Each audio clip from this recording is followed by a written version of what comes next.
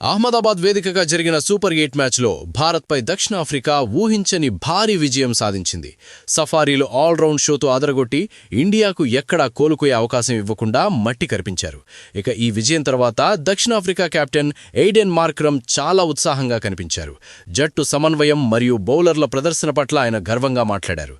అదే సమయంలో ఇండియాను ఏ ప్లాన్తో కట్టడి చేశామో కూడా వెల్లడించాడు. మ్యాచ్ అనంతరం మార్క్రమ్ మాట్లాడుతూ, నిజంగా ఇది అద్భుతమైన ప్రదర్శన, అసాధారణమైన విజయం. ఇక్కడి వికెట్ మేము ఊహించిన దానికి భిన్నంగా ఉంది, కానీ మా అబ్బాయిలు పిచ్ను త్వరగా అర్థం చేసుకుని దానికి తగ్గట్లుగా ప్లాన్లను అమలు చేయడం చూస్తుంటే చాలా సంతోషంగా ఉంది. ముఖ్యంగా మా బౌలింగ్ విభాగం గురించి చెప్పాలి. టోర్నీ మొదట్లో కొంచెం కష్టపడినా ఈరోజు వాళ్లు పుంజుకున్న తీరు అమోఘం. బ్యాటింగ్లో మిల్లర్ మరియు బ్రెవిస్ మధ్య కుదిరిన భాగస్వామ్యం మాకు వెన్నెముకగా నిలిచింది. వాళ్లే మమ్మల్ని గేమ్లో నిలబెట్టారు.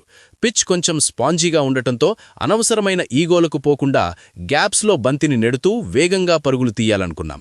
ఇక ఇండియాను కట్టడి విషయానికొస్తే పవర్ ప్లేలో ఇండియా టాప్ ఆర్డర్ను అవుట్ చేస్తే మా గెలుపు సులభమని అనుకున్నాం. మా ప్లాన్ 100% వర్కౌట్ అయింది. ఎప్పుడైతే ఇండియా టాప్ ఆర్డర్ కుప్పకూలిందో అప్పుడు వాళ్లు విపరీతమైన ఒత్తిడికి వెళ్లిపోయారు. మిడిల్ ఓవర్లలో మేము చేసిన బ్యాటింగే రెండు జట్ల మధ్య ప్రధాన తేడా అని నేను భావిస్తున్నాను. యూఏఈ మ్యాచ్తో పోలిస్తే ఈరోజు జట్టులో ఒక స్పష్టమైన కనెక్టివిటీ కనిపించింది. ఇక లుంగి ఎన్గిడి విషయానికొస్తే తను ఎప్పుడు బౌలింగ్ చేసినా వికెట్లు తీయగల సామర్థ్యం ఉన్న ప్లేయర్. తనను ఏ రోల్ ఇచ్చినా జట్టు కోసం సిద్ధంగా ఉంటాడు.